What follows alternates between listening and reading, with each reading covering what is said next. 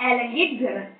अब इस अलैंगिक जनन में विभिन्नताएं देखने को नहीं मिलती, यानी कि जो प्रोजेनी उत्पन्न होगी वो अपने पेरेंट्स की जैसी ही दिखेगी। अलैंगिक जनन की 6 विधियां हमने पढ़ी थी।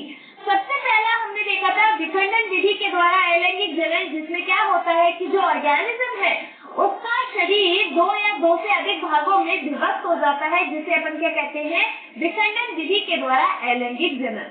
अब ये अपने 2 टाइप का द्विविखंडन, बहुविखंडन। द्विविखंडन के अंदर जो एक कोशिकीय जीव है उसका शरीर 2 बराबर भागों में विभक्त होगा।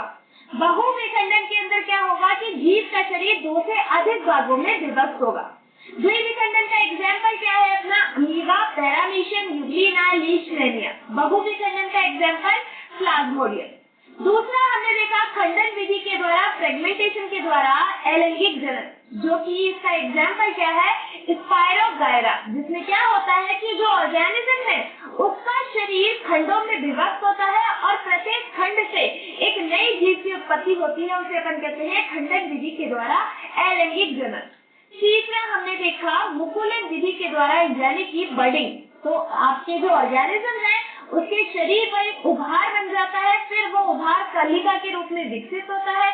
अब ये कलिका मैच्योर होकर उस ऑर्गेनिज्म के शरीर से अलग हो जाती है और एक नई जीव की उत्पत्ति कर लेती है, तो उसे अपन कहते हैं मुकुलन विधि के द्वारा अलैंगिक जनन। एग्जाम्पल क्या है इसमें, हाइड्रा।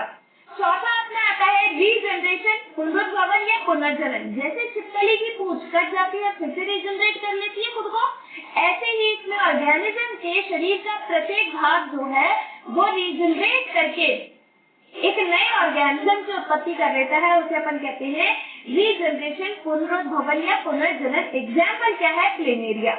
5 पौधे अंदर होगा, पौधे के किसी भी कायिक भाग से एक नया पौधा जो है बन जाता है, उसे अपन कहते हैं वानस्पतिक जनन। एग्जाम्पल क्या है, आलू हो गया, प्याज हो गया, इसके बाद आपका गुलाब है, हल्दी है, अदरक है, गन्ना है, इन सब में।